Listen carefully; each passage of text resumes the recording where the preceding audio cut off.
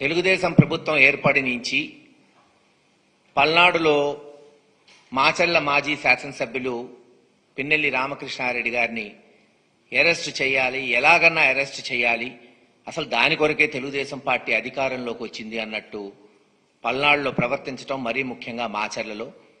ఎట్టకేలకు నిన్న రాత్రి తెలుగుదేశం ప్రభుత్వం లేదు వాళ్ళ ప్రభుత్వానికి సంబంధించిన పోలీసులు అరెస్ట్ చేయటం, అరెస్ట్ చేసిన తర్వాత కూడా ఒక సీనియర్ లీడర్ రామకృష్ణారెడ్డి గారు పోలీసు ఆధీనంలో ఉంటే, కస్టడీలో ఉంటే ప్రొటెక్షన్ ఇవ్వాల్సిన బాధ్యత పోలీసుల మీద ఉంటుంది.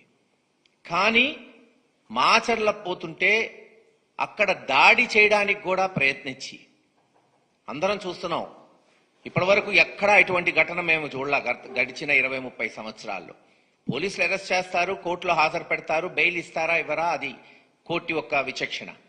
కానీ పోయే ముందు అక్కడ తెలుగుదేశం నాయకులు రావటం, హేళన చేయటం, దాడి చేయడానికి ప్రయత్నించటం, చివరికి రామకృష్ణారెడ్డి గుద్దాడని దాని మీద మళ్ళీ రాతలు రాయిపీయటం, ఇది ఎంతవరకు సమంజసమో ఈరోజు ఆంధ్ర రాష్ట్ర ప్రజలనే కోరుకుంటున్నాం. నిజంగా చూస్తే ఈరోజు మీరు ఏదైతే ఈవీఎం కేసు అని ఎలక్షన్ పోలింగ్ అయినప్పటి నుంచి ఊదరగొట్టి మరి అరెస్ట్ చేయించారో రామకృష్ణారెడ్డి గారిని, దాంట్లో కోర్టు నిన్న రాత్రి బెయిల్ ఇచ్చేసింది. ఎస్, బెయిల్ ఆయన హక్కు కాబట్టి వెంటనే రావటం జరిగింది. కానీ ఏదైతే అక్రమ కేసులు ఉన్నాయో, కారంపూడిలో సిఐ మీద ఒత్తిడి తెచ్చి బుక్ చేసిన కేసు కావచ్చు, లేదు మరొక నాయకుడు పాల్వాయి గేట్లో తెలుగుదేశం నాయకుడు బుక్ చేసిన కేసుల్లోనే ఈరోజు కక్షపూరితంగా రామకృష్ణారెడ్డి గారిని జైల్లో పెట్టడం జరిగింది. చట్టపరంగా మేము పోరాటం చేస్తాం, చట్టపరంగానే ముందుకు పోతాం. తప్పకుండా మా నాయకుడు మళ్ళీ బయటకు వస్తాడు.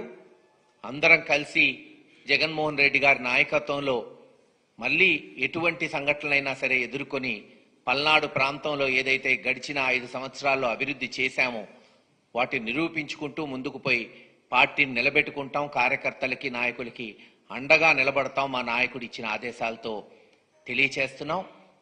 అలాగే గడిచిన వారం రోజుల నుంచి మనం చూస్తున్నాం, ఏదైతే వైఎస్ఆర్సీపీ ఆఫీసులు చట్టపరంగా, ఇదిగో దాదాపు 2016లో తెలుగుదేశం ప్రభుత్వం ఉన్నప్పుడే జీవో తెచ్చారు.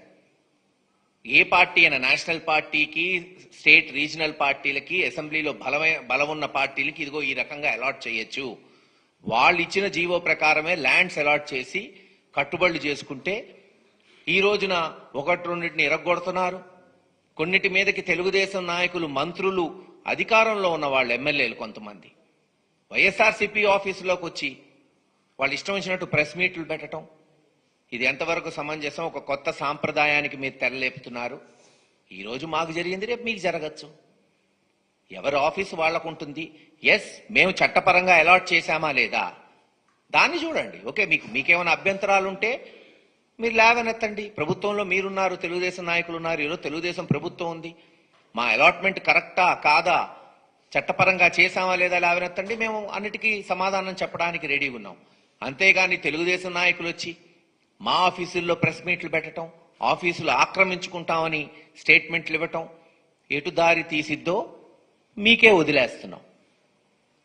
ఎదురుదాడి రాజకీయాలు ఎవరికీ మంచిది కాదు. ప్రజాస్వామ్యంలో చట్టపరంగా మేము చేశామా లేదా మీరు చూసుకోండి. రూల్ ప్రకారమే అన్ని జీవోలు క్యాబినెట్లో పాస్ అయిన తర్వాతనే వైఎస్ఆర్సీపీకి ల్యాండ్ అలాట్మెంట్ జరిగింది. ఆఫీసులు కట్టుబడి చేస్తున్నామని తెలియచేస్తున్నాం.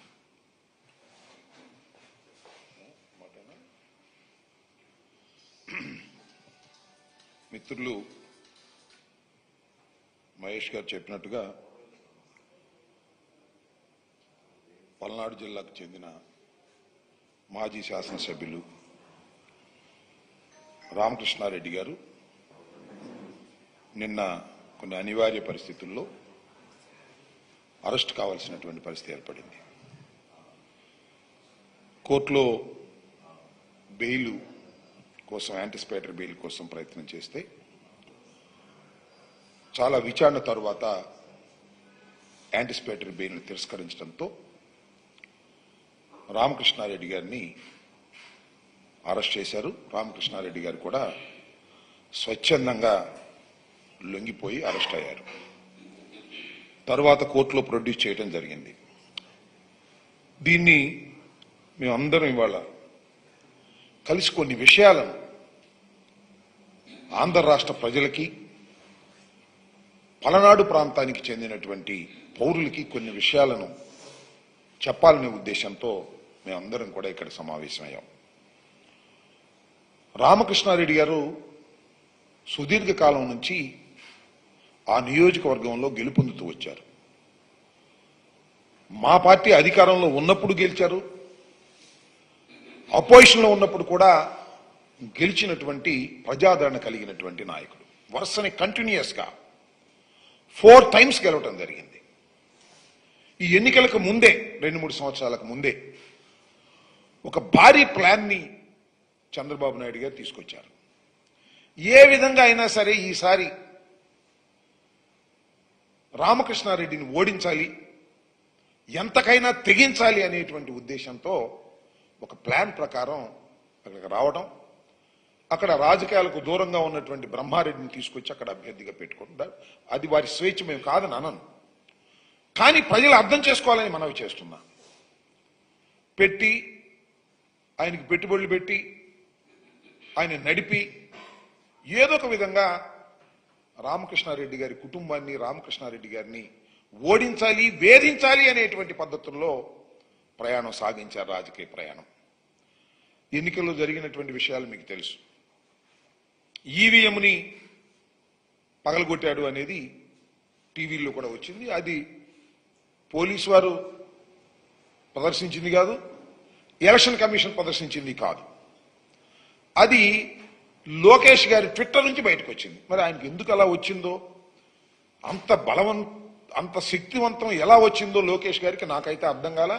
నాకే కాదు, ఎవరికీ అర్థం కాదు. ముందు ఆయనకు వచ్చింది అది విజువల్, దాన్ని ట్విట్టర్లో పెట్టారు. ఆ ట్విట్టర్లో పెట్టింది చూసి కేసు పెట్టారు. ఈ కేసు అనేది it is purely bailable case. ఆటోమేటిక్గా 7 సంవత్సరాల రూపశిక్ష పడేది కాబట్టి పోలీస్ స్టేషన్లోనే బెయిల్ ఇచ్చేస్తారు. అలా ఉండటానికి వీల్లేదు. ఈ కేసు పెట్టినా అతనికి బెయిల్ రావడానికి వీల్లేదు అనేటువంటి ఒక దురుద్దేశంతో 307 కేసు పెట్టారు. 1 కాదు 2 పెట్టారు. ఎవరు పెట్టింది? ఒక పోలీస్ ఆఫీసర్ కంప్లైంట్ మీద పెట్టారు. ఆ పోలీస్ ఆఫీసర్ ఎప్పుడు కంప్లైంట్ ఇచ్చాడు? ఇన్సిడెంట్ జరిగిన 9 రోజులు కంప్లైంట్ ఇచ్చాడు. 9 రోజుల తర్వాత కేసులో పెట్టారు. What is this? అర్థం కావట్లేదు. ఇట్స్ ఫ్యాబ్రికేటెడ్ అని. సంఘటన జరిగితే ఆ సంఘటన జరిగిన తక్షణమే నన్నో లేకపోతే సంబంధిత రామకృష్ణను ముద్దాయిగా పెట్టి కేసు రిజిస్టర్ చేస్తారు. కానీ సంఘటన జరిగిన 9 రోజుల తరువాత 307 బుక్ చేశారంటే ఆ డిలే అంటే చాలా కింద నుంచి పై దాకా మాట్లాడుకున్నారు, ఫోన్లో మాట్లాడుకున్నారు, లోకేష్తో మాట్లాడుకున్నారు, చంద్రబాబుతో మాట్లాడుకున్నారు, అందరితో మాట్లాడుకున్న తర్వాత ఈ ఈవీఎం కేసులో అయితే ఎమ్మటే బెయిల్ వచ్చేస్తే రామకృష్ణారెడ్డికి అలా కుదరదు, 307 2 పెడదాం, అప్పుడు బెయిల్ రాదు అనేటువంటి ఒక దురుద్దేశపూర్వకంగా, కుట్రపూర్వకంగా 307 2 పెట్టించారు. ఇది ధర్మమేనా అని అడుగుతా ఉన్నా, ఇది న్యాయమేనా అని అడుగుతా ఉన్నా. సరే కేసులు పెట్టారు, ఇవాళ అరెస్ట్ అయింది, చట్టం తన పని తాను చేసుకుపోతుంది, మేము చూస్తాం, మాకు న్యాయస్థానాల మీద గౌరవం ఉంది. ఇవాళ మీరు అరెస్ట్ చేశారు, కోర్టులో ప్రొడ్యూస్ చేశారు, కోర్టుకు మేము వెళ్తాం, జిల్లా కోర్టుకు వెళ్తాం. శాస్త్రంగా ఏం జైల్లో ఉన్నాడు కదా మా రామకృష్ణారెడ్డి గారు, బయటకు వస్తాడు కదా, 307లో బెయిల్స్ వస్తాయి. కాకపోతే ఇట్ మే టేక్ టైం. మమ్మల్ని ఏదో ఒక విధంగా ఇబ్బంది పెట్టాలి, కక్ష సాధించాలి, వరుసనే గెలుస్తున్నటువంటి రామకృష్ణారెడ్డి మీద కక్ష సాధించాలనే ఏకైక దురుద్దేశంతో ఈ కథంతా నడుస్తూ ఉన్నదనేది మా ఉద్దేశం, మా ఆవేదన అని మనం చేస్తున్నాం. నేను తీసుకెళ్లారండి, మొన్న మా నాన్నగారు చెప్పాడు, ఒక ఫేక్ న్యూస్ ఫ్యాక్టరీ, ఫేక్ న్యూస్లన్నీ కూడా కలిసి ఆ ఫ్యాక్టరీలో రిలీజ్ చేస్తుంటారు. రామకృష్ణారెడ్డి గారిని అరెస్ట్ చేసి సొంత కారులో తీసుకెళ్లటం పట్ల విమర్శలు వచ్చాయంట. రామకృష్ణారెడ్డి గారిని అరెస్ట్ చేసింది ఎప్పుడైతే బెయిల్ రద్దయిందో పోలీసు వారు, అయ్యా నువ్వు పోలీస్ స్టేషన్కి రమ్మన్నారు, గౌరవంగా మా రామకృష్ణారెడ్డి గారు తన సొంత కారులో పోలీస్ స్టేషన్కి వెళ్ళారు. వెళ్ళిన తర్వాత అరెస్ట్ చూపిస్తారు. అరెస్ట్ చేసి తీసుకెళ్ళలేదు, అరెస్ట్ చూపిస్తారు. అప్పుడు అరెస్ట్ చూపించి ఆ తర్వాత ఆయన్ని మాచర్ల కోర్టుకు తీసుకువెళ్లారు. రాత్రి అర్ధరాత్రి 12ంటికి మాచర్లో ప్రొడ్యూస్ చేశారు. ఎందుకంటే వితిన్ 24 అవర్స్ ఎప్పుడైతే అరెస్ట్ చేశారో వితిన్ 24 అవర్స్లో ఆయన కోర్టులో ప్రొడ్యూస్ చేయాలి, అది చట్టం. 24 అవర్స్ లోపే ప్రొడ్యూస్ చేయాలని నిర్ణయించుకున్నారు అక్కడ పోలీసు. శభాష్. అర్ధరాత్రి తీసుకెళ్లారు. అర్ధరాత్రి తీసుకెళ్ళినప్పుడు కూడా ఏం చెప్పారంటే, నేను పేపర్లో చూసి ఎంతవరకు నిజం, మొత్తం మాచర్ల పట్టణాన్ని మొత్తం పోలీసు స్వాధీనం చేసుకున్నాడు. ఎందుకంటే రామకృష్ణారెడ్డి గారు ఎక్స్ ఎమ్మెల్యే గారు 4 సార్లు గెలిచిన వ్యక్తి వెళుతున్నాడు కాబట్టి అక్కడ ఆయన మీద ఏమైనా జరుగుతుందనో లేకపోతే ఈయన అభిమానులు వస్తారనో తీసుకున్నారు. ఏం జరిగింది అక్కడ? ఆయన కారు దిగుతుంటే ఎవరో ఒక అతను వెళ్ళాడు. ఏంటి అతను? రవి? ఏ రవి? కొమ్మరి శివని అతనికి సెకండ్ ఇవ్వడానికి ట్రై చేశాయంట. ఎవరయ్యా అంటే తెలుగుదేశం నాయకుడు అంట. ఈయన నాకు అర్థం కాలేదు, ఏం జరుగుతుంది అక్కడ? రాత్రి 12 గంటలకి రామకృష్ణారెడ్డి గారిని కోర్టులో హాజరుపరచడానికి వెళితే కొమ్మెర శివ అనేటువంటి తెలుగుదేశం నాయుడు సెకండ్ ఇవ్వడానికి వెళ్ళాయంట. అది చూశాను నేను, విజువల్ ఎవరో పెడితే. ఆయనకి వ్యతిరేకంగా స్లోగన్స్ ఇస్తున్నారు. 10 మందో 20 మందో కనపడుతున్నారు, ఇంకెంతమంది ఉన్నారు? ఏంటిది నాకు అర్థం కాల. ఇది ఒక కక్ష సాధింపు చర్య. అరెస్ట్ చేశారు, ప్రొడ్యూస్ చేశారు, నెల్లూరు జైలుకి పంపించారు. This the routine course, we will face it. తప్పనిసరిగా తెలుగుదేశం ప్రభుత్వం వచ్చిన తర్వాత ఇలాంటి కష్టాలు మాకు ఉండవని మేము అనుకుంటామా? అనేక ఫాల్స్ కేసులు పెడతారు. ఇది మొదలు కాదు, ఇంకా పెడతారు, మాకు తెలుసు. ఇంకా పెట్టి మమ్మల్ని వేధించడానికి ప్రయత్నం చేస్తారు. మరింతగా రాటు తేలుతాం, దానిలో ఏ విధమైన సందేహం లేదు. మరింతగా రాటు తేలుతాం, లీగల్ గా ఫైట్ చేస్తాం, ఎంత దూరమైనా వెళ్తామనే విషయాన్ని కూడా ఈ సందర్భంగా నేను చెప్పదలుచుకున్నా. ఇలా ఫాల్స్ న్యూస్ రాసి వ్యక్తిగతంగా వ్యక్తిత్వ హననానికి దారి తీసేటటువంటి ప్రయత్నాలు మీరు చేస్తున్నారు. ఇది సరైనటువంటి విధానం కాదు అనేది చాలా స్పష్టంగా ఇవాళ మేము చెప్పదలుచుకున్నాం. పిన్నెల రామకృష్ణారెడ్డి గారు అరెస్ట్ అయ్యారు. చట్ట ప్రకారంగా దానికి కావాల్సినటువంటి అన్ని విషయాలను కూడా మేము జాగ్రత్తగా తీసుకుని ముందుకు వెళతామనేది కూడా ఈ సందర్భంగా మనం వచ్చాం. అంతకుముందు కూడా పిన్నెల రామకృష్ణారెడ్డి గారి భార్య మీద దాడి చేశారు. వరుసనే దాడులు చేసి ఏదో ఒక విధంగా భయకంపితులను చేయాలనేటువంటి దురుద్దేశంతో ఈ కార్యక్రమాలన్నీ చేస్తున్నాం. ఇలాంటి తప్పుడు కేసులు పెట్టడాన్ని మేము తీవ్రంగా ఖండిస్తున్నామని కూడా ఈ సందర్భంగా మనవి చేస్తున్నాను. ఈ 307 కేసులు పెట్టి వేధించాలని ప్రయత్నం చేసేటటువంటి ఈ వ్యక్తుని, ఏదైతే తెలుగుదేశం శక్తులు ఉన్నాయో వాటన్నిటినీ కూడా ప్రజలు గమనించాలని మనవి చేస్తున్నాం. వీటన్నిటి నుంచి కూడా రామకృష్ణారెడ్డి గారు బయటకు వస్తారు. ధర్మంగా జరుగుతున్నటువంటి కార్యక్రమం అని కూడా మాది ఈ సందర్భంగా నేను చెప్పదలుచుకున్నాను. ఇంకా రెండో అంశానికి వచ్చినప్పుడు, ఇందాక మిత్రులు కూడా చెప్పారు, మొన్న కూడా మా మాజీ మంత్రివర్యులు నాని గారు చాలా వివరించి చెప్పారు. మేము 10 సంవత్సరాల క్రితం ఈ రాష్ట్రంలో ప్రారంభమైనటువంటి 10-12 సంవత్సరాల క్రితం ప్రారంభమైనటువంటి రాజకీయ పార్టీ, చాలా బలమైనటువంటి రాజకీయ పార్టీ. 67 సీట్లు మొదటిసారిగా గెలుచుకున్నాం. తరువాత 151 సీట్లు గెలుచుకున్నాం. మొన్న కేవలం 11 సీట్లకే పరిమితమయ్యాం. కానీ 40% ఓట్ షేర్ ఉన్నటువంటి రాజకీయ పార్టీ. 60% మాకు వ్యతిరేకంగా ఉంది. అక్కడ 3 గెలిస్తే 60% అయింది. మేము ఒక్కళ్ళమే 40% కొన్నాం. సీట్లు 11 ఉండవచ్చు. చాలా బలమైనటువంటి రాజకీయ పార్టీగా ఏర్పడినటువంటిది జగన్మోహన్ రెడ్డి గారి నాయకత్వంలో ఉన్నటువంటి వైఎస్ఆర్ కాంగ్రెస్ పార్టీ అనేది దయచేసి మర్చిపోవద్దని మనం చేస్తున్నాం. మేము మా పార్టీ కార్యకలాపాల కోసం రాష్ట్ర వ్యాపితంగా మేము ఆఫీసులు కట్టుకోవాలని నిర్ణయించుకున్నాం. అన్ని చోట్ల చట్టబద్ధంగా, ధర్మంగా, న్యాయంగా స్థలాలను కేటాయించుకున్నాం. మేము ప్రభుత్వం కేటాయించింది. ఇదేం కొత్త కదే. మేము వచ్చిన తర్వాతే జగన్మోహన్ రెడ్డి గారు కేటాయించలేదే. ఇది చంద్రబాబు నాయుడు గారు పెట్టినటువంటి సాంప్రదాయం, చంద్రబాబు నాయుడు గారు ఇచ్చినటువంటి జీవోలు. ఆ జీవోల ప్రకారం, ఆ జీవోలన్నీ కూడా నిన్న నాని గారు చాలా వివరంగా వివరించారు. చంద్రబాబు నాయుడు గారే ఆయన జీవోలు తీసుకొచ్చి ఈ రాష్ట్రంలో అనేక చోట్ల, ఈవెన్ ఎన్టీఆర్ ట్రస్ట్ పేరుతో ఉన్నటువంటి తెలంగాణలో ఉన్నటువంటి బిల్డింగ్ కూడా, ఇవాళ ఇక్కడ తాడేపల్లిలో ఉన్నటువంటి బిల్డింగ్ కూడా, లేదా ఏలూరులోనూ మరొక చోట మరొక చోట రాష్ట్ర వ్యాప్తంగా తెలుగుదేశం పార్టీ ఆఫీసులన్నీ కూడా ఇలా మీరు కేటాయించుకుని కట్టుకున్నవే. వాటి మీద మేము ఎప్పుడన్నా పడగొట్టడానికి ప్రయత్నం చేశామా? చేయలేదే. మీరు అధికారంలోకి వచ్చారు, మాకు నిర్మాణంలో ఉన్నాయి. మాది కొత్త పార్టీ కదా. మీరంటే 14 సంవత్సరాలు ముఖ్యమంత్రిగా చేశారు. ఎన్టీ రామారావు గారు ఇప్పుడు ప్రారంభించినటువంటి పార్టీ, రాజశేఖర రెడ్డి గారు మరణించిన తర్వాత మేము ప్రారంభించుకున్నటువంటి రాజకీయ పార్టీ దినదిన ప్రవర్ధమానంగా పెరుగుతూ ఉంది. ఒకసారి అధికారం ఉండొచ్చు, ఒకసారి అధికారం పోవచ్చు, ఇప్పుడు ఏదైనా జరగవచ్చు. That is a different matter. But బలమైనటువంటి ఒక రాజకీయ శక్తి ఈ రాష్ట్రంలో వైఎస్ఆర్ కాంగ్రెస్ పార్టీ. ఇది కాదని నేను సత్యం, నేను మనవి చేస్తున్నాను. దానికి మేము పార్టీ కార్యకలాపాల కోసం మీరు ఇష్యూ చేసినటువంటి జీవో ప్రకారం, చంద్రబాబు నాయుడు గారు క్రియేట్ చేసినటువంటి జీవో ప్రకారం, చంద్రబాబు నాయుడు గారి ప్రభుత్వం క్రియేట్ చేసినటువంటి జీవో ప్రకారం వాళ్ళు కేటాయించుకున్నారు. ఏ జీవో ప్రకారం అయితేనే ఆ జీవో ప్రకారమే మేము గవర్నమెంట్ భూముల్ని కేటాయించుకొని మేము నిర్మాణాలు చేస్తుంటే ఏం చేస్తున్నారు మీరు? ఇవాళ తాడేపల్లిలో ఉన్న మా బిల్డింగ్ని పాల్గొట్టేశారు. టకటకటక నిమిషాల మీద పాల్గొట్టేశారు. ప్రమాణ స్వీకారం చేశారు, మా ఆఫీస్ పాల్గొట్టేశారు. అదేమంటే జగన్మోహన్ రెడ్డి గారు విధ్వంసకారుడు, జగన్మోహన్ రెడ్డి గారు ప్రజావేదికను కూల్చేశాడు ముఖ్యమంత్రి అవ్వంగానే అని మాట్లాడి నోరులేనేవి. అది ప్రజావేదిక, అది ప్రభుత్వాన్ని. జగన్మోహన్ రెడ్డి గారు ప్రభుత్వానికి వచ్చిందో తొలగించాడు, ప్రభుత్వ ఆస్తిని తొలగించాడు.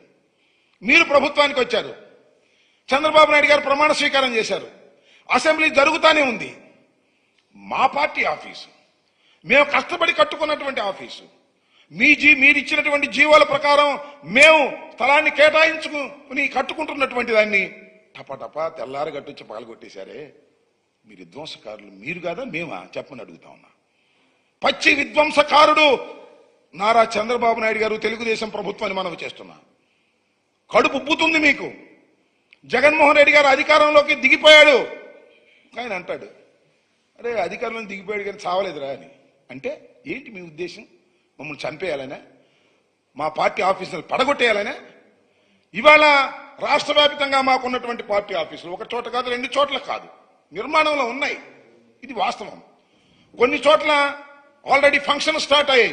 ఒంగోలు లాంటి చోట్ల ఆల్రెడీ ఫంక్షన్ స్టార్ట్ అయిపోయినటువంటి సందర్భాలు. విజయనగరం కానీ, అనకాపల్లి కానీ, ఈస్ట్ గోదావరి కానీ, వెస్ట్ గోదావరి కానీ, ఏలూరు కానీ, పల్నాడు కానీ, బాపట్ల కానీ, నెల్లూరు కానీ, కర్నూలు కానీ, నంద్యాల కానీ, ఇలా వైఎస్ఆర్ జిల్లా కానీ, ఇలా అన్ని చోట్ల కూడా నిర్మాణం జరుగుతూ ఉంది.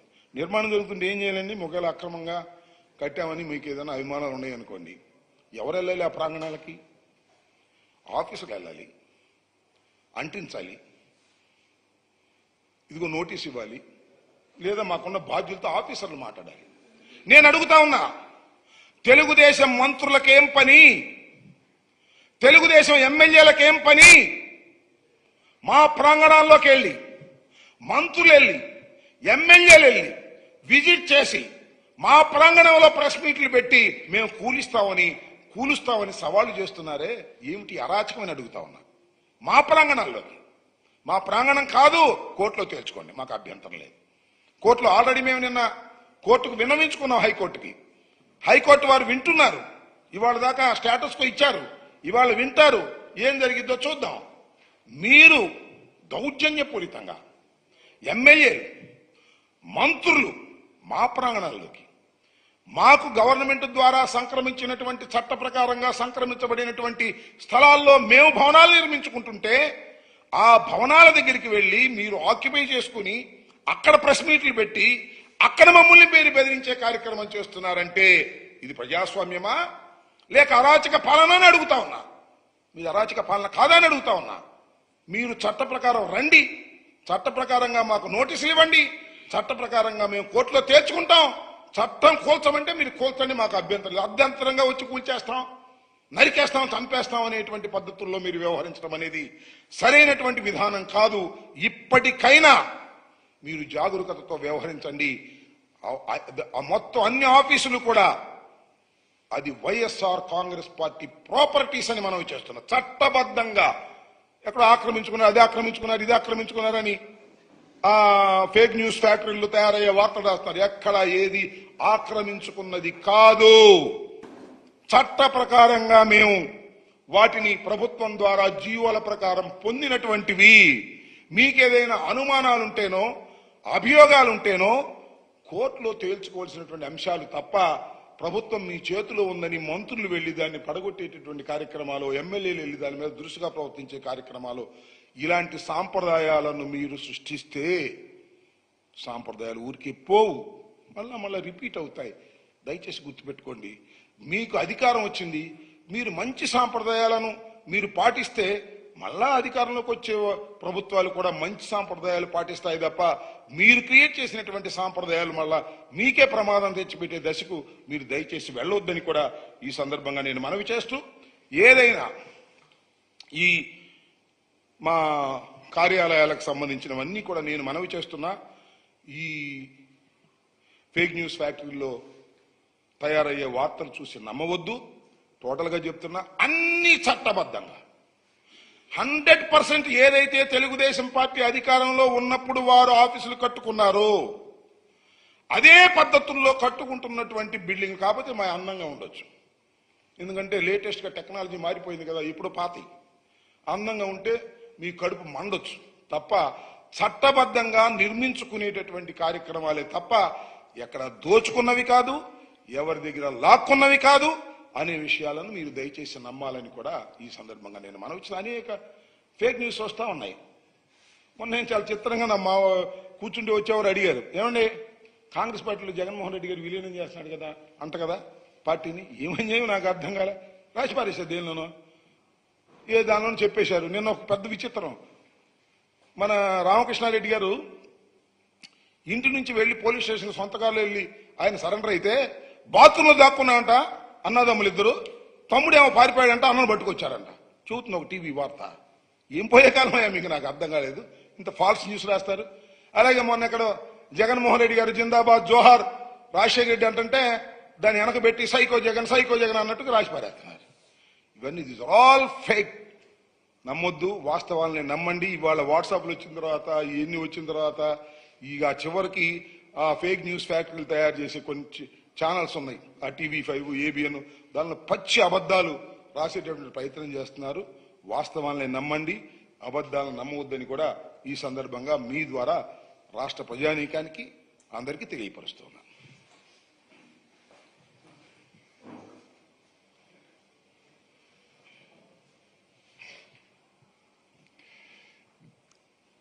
అందరికీ నమస్కారం తెలియజేస్తూ,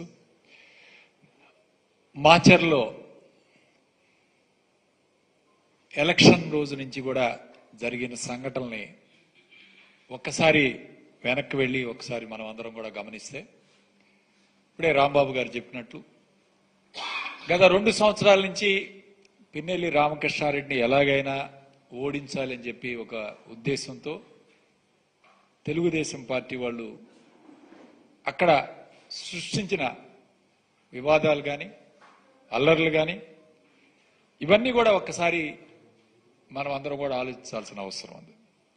ఇక పోతే ఎలక్షన్ ముందు ఎప్పుడైతే బీజేపీతో పొత్తు పెట్టుకున్నారో ఆ రోజు పురంధేశ్వరి గారు కొంతమంది ఎస్పీలని మార్చమని ఆదేశాలు ఇచ్చే కార్యక్రమం చేయటం, కొత్తగా ఎస్పీ గారిని మార్చే కార్యక్రమం చేశారు.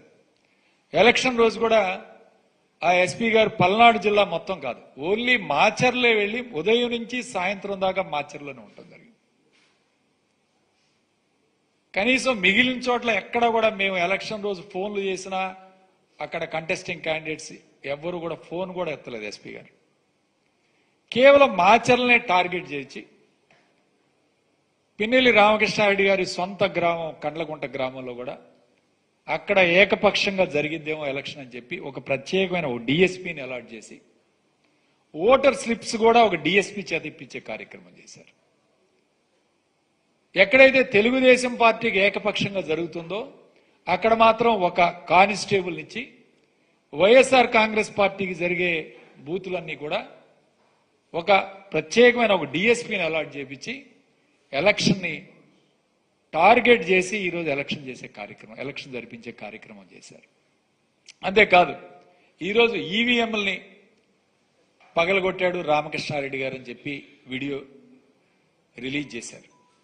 ఇది ఎక్కడి నుంచి వచ్చింది? లోకేష్ ట్విట్టర్ నుంచి వచ్చింది.